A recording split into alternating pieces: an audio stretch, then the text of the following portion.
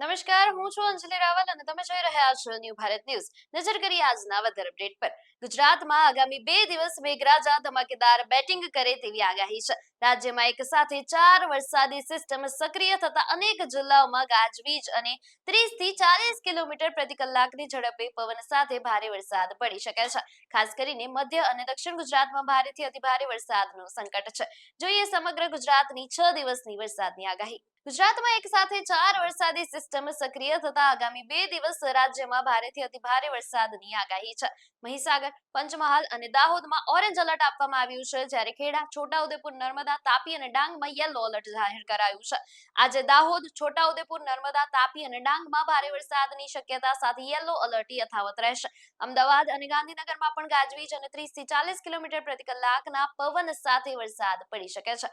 તો 13 ઓગસ્ટથી એટલે કે આવતીકાલથી વરસાદનું જોર ઘટશે, પરંતુ અરવલ્લી, ખેડા, પંચમહાલ, દાહોદ અને મહીસાગર સહિત દક્ષિણ ગુજરાતમાં વરસાદી ઝાપટા ચાલુ રહી શકે છે.